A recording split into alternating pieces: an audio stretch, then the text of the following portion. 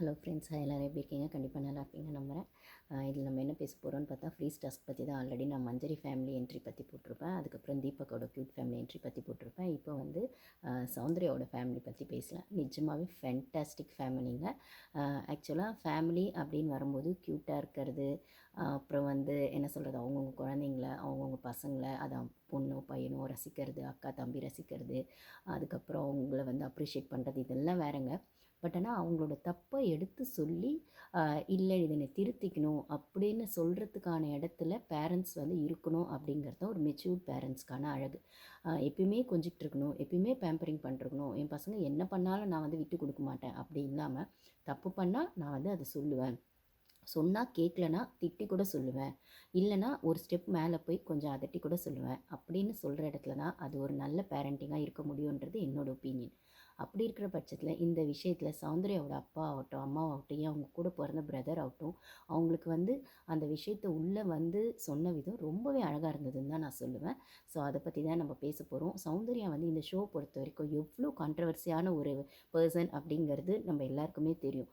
அவங்க வந்து ஒரு பக்கம் அவங்களுக்கான எக்ஸ்ட்ரீம் ஆடியன்ஸ், எக்ஸ்ட்ரீம் ஃபேன்ஸ், ஒரு பக்கம் அவங்களுக்கான எக்ஸ்ட்ரீம் ஹேட்டர்ஸ். அதே மாதிரி அவங்க ஏதாவது ஷோவில் பண்ணுறாங்களா அப்படின்னா பண்ணுறாங்க, பண்ணல அப்படிங்கிறத தாண்டி அவங்க அங்கே இருக்காங்க அப்படின்னு ரசிக்கிறதுக்கே ஒரு கூட்டம் இருக்க தான் செய்யுது. அதில் நானும் ஒருத்தின்னு கூட சொல்லலாம். அதாவது அவங்க தப்பு செஞ்சாலுமே ஏதோ ஒரு க்யூட்னஸ், ஏதோ ஒரு இன்னசென்ஸ், இல்லை ஏதோ ஒரு யூனிக்னஸ் அந்த விஷயத்தில் இருக்கிறதுனால அவங்க ஏதோ ஒரு விதமாக அட்ராக்ட் பண்ணிடுறாங்க ஆடியன்ஸை. இருந்தாலுமே அவங்கக்கிட்ட இருக்க தப்பை கரெக்டாக சொல்லணுன்னா சுற்றி இருக்கவங்க சொன்னால் கூட கேட்க மாட்டாங்க. ஆனால் அவங்க பேரண்ட்ஸ் சொன்னால் கேட்பாங்கன்னா அது அழகாக அவங்க பேரண்ட்ஸ் வந்து உள்ளே வந்து சொன்னாங்க. ஸோ இதை பற்றி தான் நம்ம பேச போகிறோம். அதுக்கு முன்னாடி நம்ம சேனல் ஃபஸ்ட் டைம் வரவங்க சப்ஸ்கிரைப் பண்ணிக்கோங்க. நம்ம வீடியோஸ் பிடிச்சிருந்தா லைக் பண்ணுங்கள், உங்களுக்கு பிடிச்சவங்களுக்கு ஷேர் பண்ணுங்கள். இப்போலாம் நம்ம சேனல் கமெண்ட்ஸே வர்றதில்ல. என் மேலே என்ன கோவமோ தெரில. என்ன கோவமாக இருந்தாலும் கொஞ்சம் அதை தள்ளி வச்சுட்டு கொஞ்சம் கமெண்ட்ஸ் பண்ணுங்கள். அப்போ தான் எனக்கும் மோட்டிவேஷனலாக இருக்கும். ஓகேங்களா? ஏன்னா இன்னொரு 3-4 வீக்ஸில் ஷோவே முடிய போகுது. அதுக்கப்புறம் என்ன பண்ணலாம் அப்படின்னு நான் யோசிச்சுட்ருக்கேன், உங்களெல்லாம் என்டர்டெயின் பண்ணுறதுக்கு. பட் ஆனால் இப்போதைக்கு நடக்கிற இந்த ஃப்ரீ டாஸ்க்கை நம்ம என்ஜாய் பண்ணுவோம். பிக் பாஸ் ஷோவோட ஒரு பெரிய ஒரு என்ன சொல்கிறது, ஒரு ஒரு சூப்பரான ஒரு ஸ்டாண்டிங் இந்த சீசன் இந்த பிக் பாஸ் வந்துருச்சு அப்படின்னா, அது வந்து அந்த ஃப்ரீ டாஸ்க் அப்படிங்கிற இடத்துக்கு வந்து நிற்கும்போது தான் அந்த ஷோவோட கம்ப்ளீஷனே நடக்கும். என்னதான் டைட்டில் வின்னருக்குன்றது அந்த ஒரு ஃபினாலே, டைட்டில் வின்னர் அப்படின்னு இருந்தாலுமே, இது 2த்துக்கும் நடுவில் யூனிக்காக ஒரு ஹைப் கொடுக்கக்கூடிய ஒரு வீக் அப்படின்னு பார்த்தா, அது ஃப்ரீ டாஸ்க் அப்படிங்கிற வீக் தான். அந்த வீக்கோட இந்த கண்டினியூவேஷனை நம்ம கண்டினியூ பண்ணுவோம். ஸோ இதில் நம்ம இந்த வாரம் இப்போ பார்க்க போகிறது சௌந்தர்யாவோடத பற்றி தான் பார்க்க போகிறோம். சௌந்தர்யாவோட அப்பா, அம்மா, பிரதர் 3 பேரும் வந்தாங்க. ஆக்சுவலி அவங்க கன்னடா அப்படிங்கிறதுனால அவங்க பேர் எல்லாமே டிஃப்ரெண்ட்டாக தான் இருந்தது. அதுலேயும் அவங்க அப்பா பேர் வந்து நஞ்சுண்டன். எனக்கு ரொம்பவே பிடிச்சிருந்தது. ஒரு மாதிரி யூனிக்காக இருந்ததுங்க அந்த பேர். ஸோ நஞ்சுண்டன், ஜெயஸ்ரீ அவங்க அம்மா, அப்புறம் சூர்யா அவங்க பிரதர், இவங்க 3 பேரும் தான் வந்தாங்க. ஆக்சுவலி பார்த்திங்கன்னா அவங்களோட என்ட்ரி எப்படி இருந்ததுன்னு பார்த்தீங்கன்னா, ஆல்ரெடி வந்து முன்னாள் வந்து 2 பேரை நான் சொல்லியிருப்பேன். இன்னும் விஷால் பற்றி நம்ம பேசலாம், அதை பற்றிலாம் வீடியோஸ் வரும். ஸோ நான் அதுக்கு முன்னாடி இதை சொல்கிறேன். ஸோ வந்து எப்படின்னா, இன்னும் யார் யாரோட பேரண்ட்ஸ் வரல அப்படின்னு பிக் பாஸ் கேட்டுட்டு, அன்ஷிதா இருக்காங்க, ஜெஃப்ரி இருக்காங்க, ஜாக்லின் இருக்காங்க. அப்புறம் வந்து வந்தால் எப்படி கூப்பிடுவீங்க அப்படின்னும் போது அன்ஷி வந்து குலாமி ஏதோ சொல்லுவாங்க அவங்க அம்மாவை, அப்படி சொல்லுவாங்க. ஜெஃப்ரி வந்து மம்மி அப்படின்னு சொல்லுவான். அதுக்கப்புறம் வந்து சௌந்தர்யா வந்து அவங்க ரொம்ப கேஷுவலாக அப்பா அம்மா சொல்லுவேன் அப்படி சொல்லிட்டு சொன்னோன்னே டக்குன்னு வந்து அவங்க அப்பா அம்மா தான் வராங்க. ஆக்சுவலி எக்ஸ்பெக்ட் பண்ணது பார்த்தீங்கன்னா அன்ஷிதா கிட்டேருந்து ஸ்டார்ட் ஆகி ஜெஃப்ரி கிட்டே வந்து பார்த்தா சௌந்தர்யா ஜஸ்ட் லைக் தட் சொல்லும்போது அவங்க வராங்க. ஸோ அந்த ஒரு மூமெண்ட்ஸ் வந்து ரொம்பவே நல்லா இருந்ததுன்னு சொல்லலாம். சௌந்தர்யாவோட அப்பா அம்மா பார்க்கும்போது அவங்களுக்கு இப்படி ஒரு பொண்ணா அப்படிங்கிற நம்மளை ஆச்சரியப்படுற விதத்தில் தான் அவங்களோட பிஹேவியர் இருந்தது, அவங்களோட மெச்சூரிட்டி லெவல் இருந்தது, அவங்களோட அந்த ஒரு என்ன சொல்கிறது, ஒரு பேரண்டிங் இப்படி இருக்கணும் அப்படிங்கிறதுக்கு ஒரு நல்ல எக்ஸாம்பிளாக அவங்க இருந்தாங்க அப்படின்னு தான் சொல்லணும். ஏன்னா எப்பயுமே பேரண்டிங்கில் பார்த்தீங்கன்னா நம்ம எல்லாருமே லாக்கே நிற்கிற இடம். பசங்க கிட்ட தப்பு இருந்தாலும், இல்லை நம்மளுக்கு பிடிச்சவங்க கிட்ட தப்பு இருந்தாலும் அதை சொல்கிறதுக்கு யோசிப்போம், இல்லை தப்பை அப்படியே அக்செப்ட் பண்ணிக்க நம்ம முயற்சி பண்ணுவோம். அது நமக்கு பிடிச்சவங்கள அக்கா தம்பி, அண்ணன் தம்பி யாராக வேணா இருக்கலாம், பேரண்ட்ஸ் ஆப்வியஸாக அதை அப்படியே அக்செப்ட் பண்ணிக்க யோசிக்குமே தவிர அந்த தப்பை சொல்லி திருத்துவோமான்னு கேட்டால் அதை வந்து ட்ரை பண்ணுவோம். ஆனால் ஒரு ஸ்டேஜுக்கு மேலே சரி ஓகே, அவன் ஹேபிட் இதுதான், அவன் பழக்கம் இதுதான், அவன் அந்த பொண்ணு இப்படி தான் அப்படின்னு சொல்லி விட்டுருவோம். பட் ஆனால் அது இல்லை, அதை வந்து எப்படி இருந்தாலும் ஒரு ஸ்டேஜில் திருத்தணும், மாற்றணும், அது வந்து அவங்க சொசைட்டியை ஃபேஸ் பண்ணும்போது அவங்களுக்கு அஃபெக்ட் ஆகும் அப்படிங்கிறத ஒரு இடத்துல புரிய வைக்கிற ஷோ தான் இந்த பிக் பாஸ் ஷோ. அது எங்கே புரியும்னு கேட்டிங்கன்னா அந்த ஃப்ரீஸ் டாஸ்கில் புரியும். ஸோ அப்படி தான் இந்த இடத்துல சௌந்தர்யாக்கான லெசன் லேர்ன்ட் அப்படிங்கிறத நான் பார்க்குறேன்.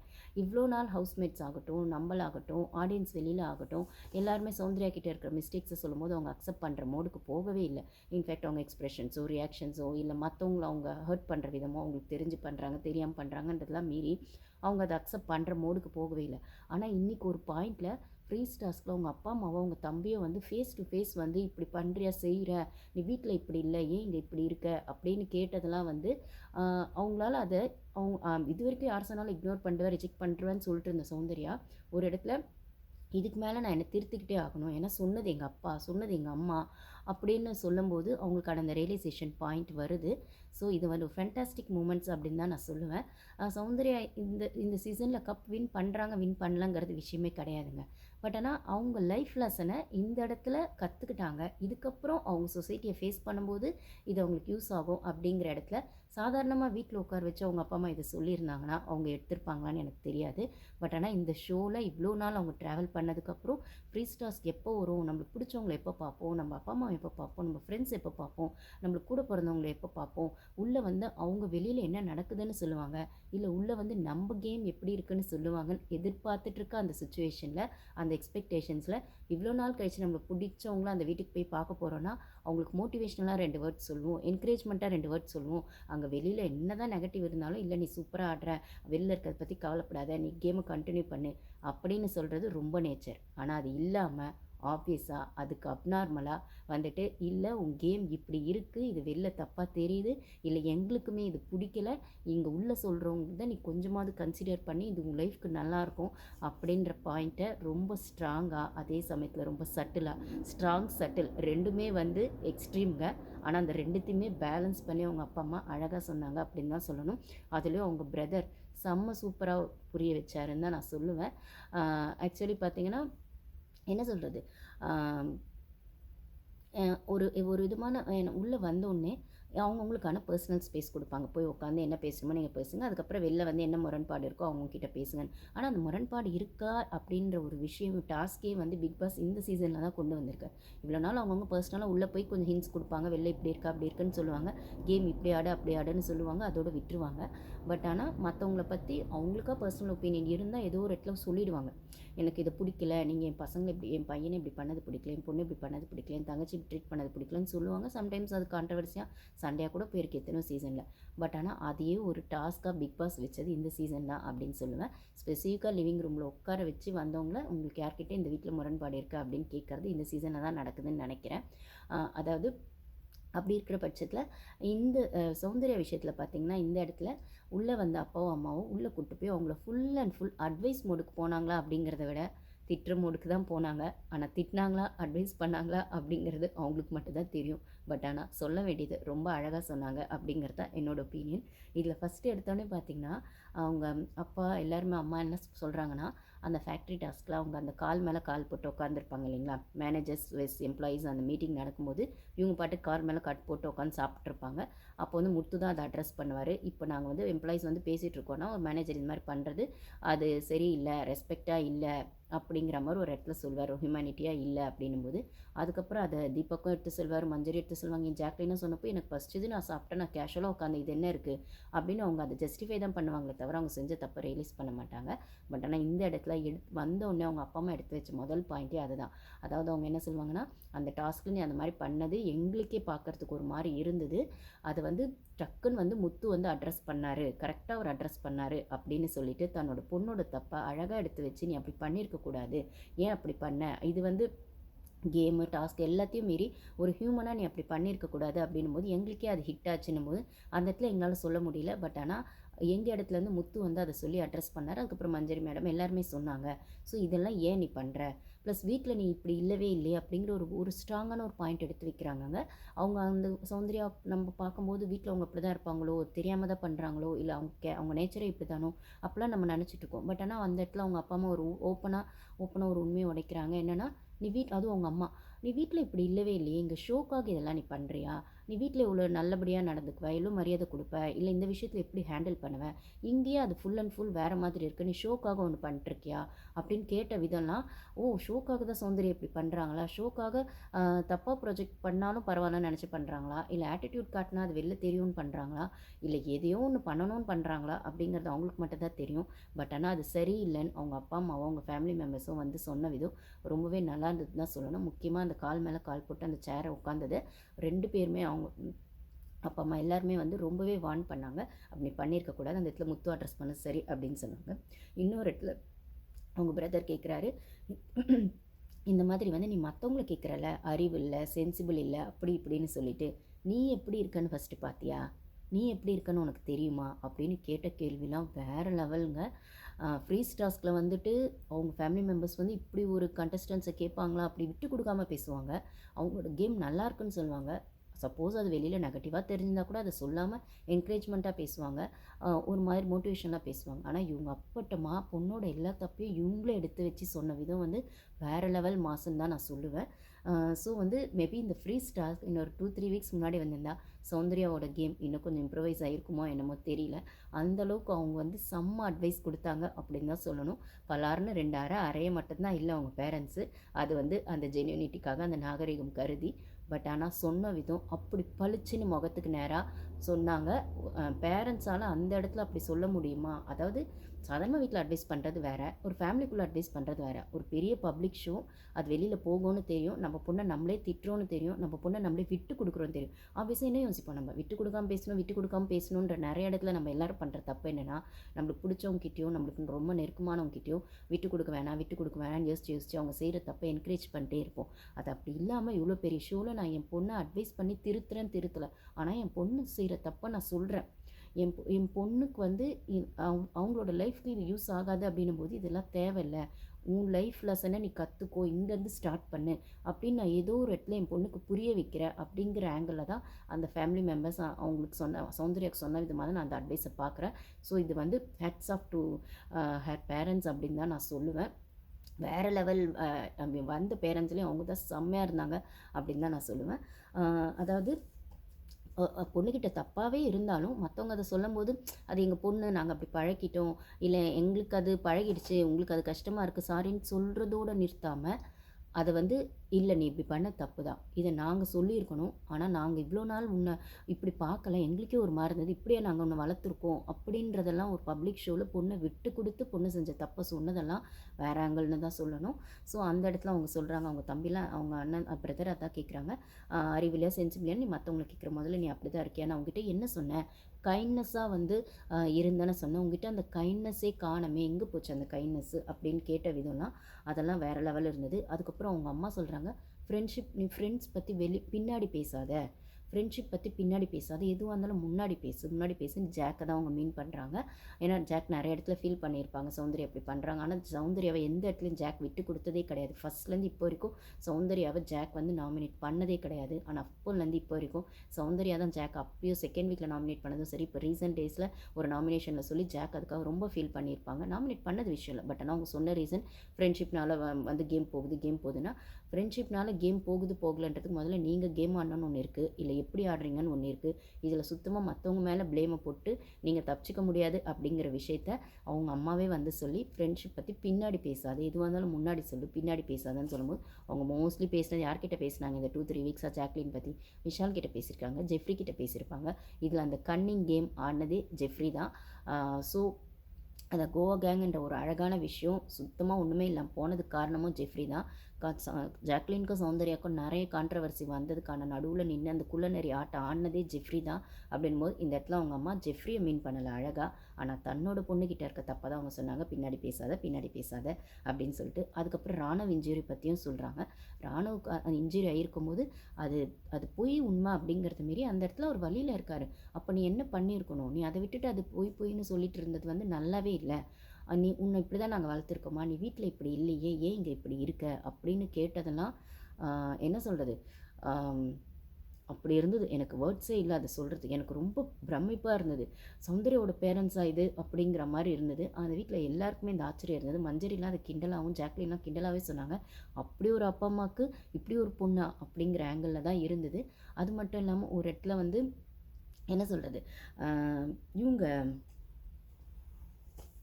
அ அ ராணுவ இன்ஜுரி பத்தி உங்க அம்மா சொன்னது, அப்புறம் உங்க பிரதர் கேட்டது.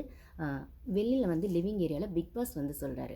இந்த மாரி வந்து உங்களுக்கு யார் கூடவாவது முரண்பாடு இருந்தா நீங்க பேசலாம் அப்படின்னு சொல்லும்போது, அவங்க அப்பா, அம்மா சொல்றாங்க, எங்களுக்கு யார் கூடவும் முரண்பாடு இல்ல. ஆனா எங்க பொண்ணுகிட்ட தான் எங்களுக்கு முரண்பாடு இருக்கு. இங்க இருக்கவங்க எல்லாருக்கும் எங்க பொண்ணுகிட்ட தான் முரண்பாடு இருக்குன்னா, எங்க பொண்ணு யார்கிட்டயாவது தெரிஞ்சோ தெரியாமலோ எதையா ஹர்ட் பண்ணியிருந்தா, அதுக்காக அத ஹர்ட் பண்ணியிருந்தா சாரிங்க. எதுவும் மனசுல வச்சுக்காதீங்கன்னு அவங்க அம்மாவும், அப்பாவும் சொன்ன விதம் ரொம்பவே நல்லா இருந்ததுன்னு தான் சொல்லணும். நல்லா இருந்ததுன்னா, அதுக்கெல்லாம் ஒரு பெரிய லெவல் மெச்சூரிட்டி வேணுங்க. அது அந்த வயசுல அவங்களுக்கு கிடைச்சிருக்கிறதுன்றது ஆப்வியஸா ஓகே தான்னாலுமே, நம்ம எல்லாருமே ஏதோ ஒரு இடத்துல அந்த எமோஷனல்ல லாக் ஆயிட்டு தப்ப தெளிவா சொல்ல மாட்டோம். இல்ல தைரியமா சொல்ல மாட்டோம். ஏன்னா அவங்க ஹர்ட் ஆயிருவாங்களோன்னு யோசிச்சு யோசிச்சு அவங்கள தப்ப செய்ய விட்டுடுவோம். இல்ல அவங்க செய்ற தப்புக்கு நம்மமே சில டைம்ஸ் துணை போயிருவோம். அப்படிலாம் இல்லாம அவங்க அப்பா, அம்மா தெளிவா இவ்ளோ பெரிய பப்ளிக் ஷோல எங்க பொண்ணுகிட்ட உங்களுக்கெல்லாம் நெறைய முரண்பாடு இருந்திருக்கு.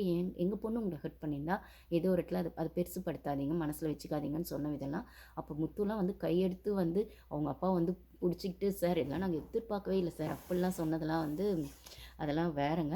அப்போ சௌந்தர்யா ஃபேஸ் பார்த்தீங்கன்னா, கிட்டத்தட்ட அவங்களுக்கு அழற மாதிரி தான் அவங்க ஆயிடுவாங்க. பட் ஆனா அவங்க அத காட்டல. ஏன்னா, அப்பா, அம்மா தன்னை வந்து அப்ரிஷியேட் பண்ணுவாங்க, இல்ல விட்டு குடுக்காம பேசுவாங்கன்னு அவங்க நெனச்சிருப்பாங்க மேபி. ஏன்னா, எல்லா இடத்துலயும் அவங்களோட அப்பா பாசம் நம்மளுக்கு தெரிஞ்சிருக்கும். இத முத்துவுமே நெறைய இடத்துல சொல்லியிருப்பாரு.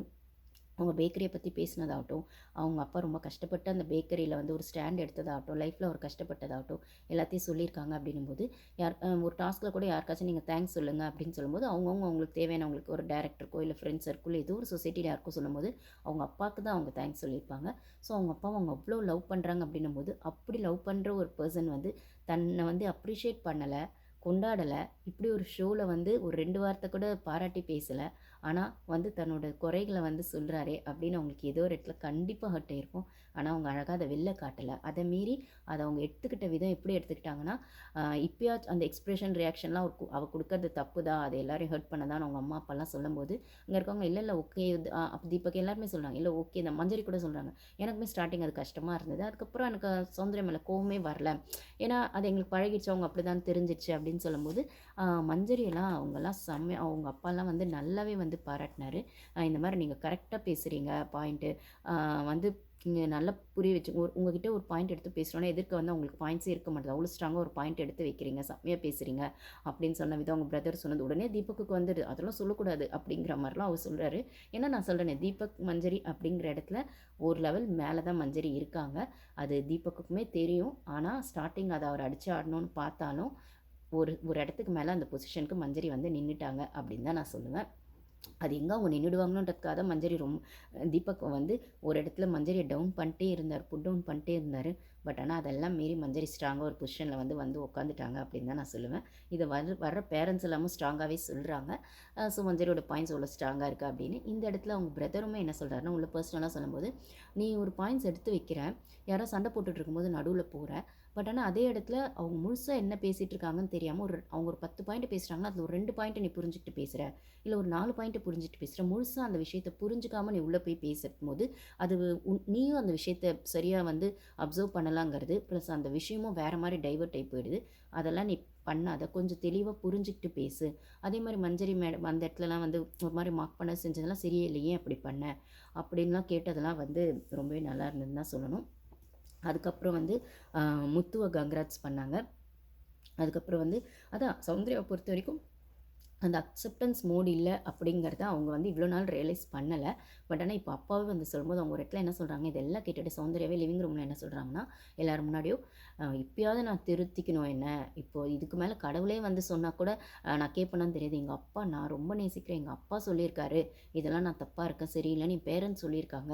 ஸோ வந்து அதாவது அவங்க அம்மா ஸ்ட்ரிக்ட்டா இருப்பாங்க போல இருக்கு வீட்ல. அவங்க அப்பா கொஞ்சம் வந்து ஃப்ளெக்சிபிளா ஃப்ரீயா இருப்பார் போல இருக்கு. ஸோ அத தான் அவங்க மீன் பண்றாங்க. அவங்க அப்பாவும் அத சொல்றாரு. நான் கொஞ்சம் செல்லம் குடுத்ததுனால இருந்ததுனால மேபி இது வந்து இந்த அளவுக்கு வந்திருப்போல, இதுக்கு நாங்களும் ஒரு காரணம் தான். மேபி இதுக்கப்புறம் அவங்க திருத்திக்கிட்டா நல்லாயிருக்கும்னு அவங்க அப்பா சொல்றாரு. அவங்க அம்மா சொல்றாங்க, "நான் ஸ்ட்ரிக்ட்டு தான். இருந்தாலும் அவங்க அப்பாவோட செல்லம் அவங்களுக்கு வந்து ஒரு சில விஷயத்த புரிய வைக்காம இருக்கு. இனிமே புரிஞ்சுக்கிட்டா நல்லாயிருக்குன்றாங்கல்ல." அவங்களுமே சௌந்தர்யாவுமே இந்த இடத்துல எங்க அப்பாவே சொல்லிட்டாரு, "இதுக்கு மேல நான் கண்டிப்பா மாத்தியே ஆகணும்." அப்படிங்கிற ஒரு மோடுக்கு வந்துட்டாங்க. பார்ப்போம் கைஸ். இதுக்கப்புறம் அவங்க மாத்தி அந்த கேம்ல வின் பண்றாங்களா, வின் பண்ணலையாங்கிறது இல்ல. ஆனா லைஃப்ல ஒரு லெசன் அவங்க கத்துக்கிட்டாங்க அப்படிங்கிறது தான் இங்க ரொம்ப முக்கியமான விஷயம். அது ரொம்ப முக்கியமான விஷயமா தான் நான் பார்க்குறேன். ஓகேங்களா? அதுக்கப்புறம் ஜாக்லினை வந்துட்டு அ பின்னாடி வந்துட்டு பேசாத பேசாதன்னு அவங்க ஜாக்லின்னு சொல்லலை, ஃப்ரெண்ட்ஷிப் அது மாதிரி பேசாத பேசாதன்னு சொன்னதெல்லாம் வந்து என்ன சொல்கிறது, அவங்களுக்கு நல்லா புரிஞ்சிருக்கும்னு நினைக்கிறேன். ஜாக்லின் பற்றி நான் என்ன பேசுனேன் எல்லார்ட்டையும் கேட்டுட்டு இருக்கும்போது இப்போ அவங்க அப்பா அம்மாவே அதை வந்து சொல்லும்போது அது வேறு லெவல் அட்வைஸாக தான் இருந்ததுன்னு நான் சொல்லணும். ஸோ என்னை பொறுத்த வரைக்கும் ஃபேன்டாஸ்டிக் பேரண்ட்ஸ் அப்படின்னு நான் சொல்லணும்னா சௌந்தர்யாவோட அப்பா அம்மாவை தான் சொல்லுவேன். அப்புறம் வந்து மஞ்சரியும் ஒன்று சொல்கிறாங்க, நான் யாருக்குமே லவ் யூ சொன்னதில்லை, ஆனால் சௌந்தர்யாவோட அப்பாவை பார்க்கும்போது எனக்கு லவ் யூ சொல்லணும் போல தோணுச்சு அப்படின்னு சொன்ன விதம்லாம் வேறு லெவலில் இருந்துச்சு. ஸோ அந்தளவுக்கு எல்லாரோட மனசையுமே அவங்க பிடிச்சிட்டாங்க அப்படின்னு தான் சொல்லணும். அப்புறம் சௌந்தர்யா அந்த புளிக்குழம்பு வச்சது பற்றிலாம் கலாய்க்கும்போது வந்து என்ன எப்படி சாப்பிட்டீங்க, பாவம் எல்லாம் ரொம்ப கஷ்டப்பட்டு சாப்பிட்டீங்க போல் அப்படின்ற மாதிரி அவங்க அம்மா கேட்டதெல்லாம் அதெல்லாம் ரொம்பவே க்யூட்டாக இருந்தது. ஸோ இப்படி தான் கைஸ் அவங்களோட என்ன சொல்கிறது, அவங்களோட என்ட்ரி ரொம்பவே நல்லா இருந்ததுன்றதை விட ரொம்பவே அர்த்தமானதாக இருந்தது, அழகானதாக இருந்தது அப்படின்னு தான் என்னோடய ஒப்பீனியன். Thank you guys.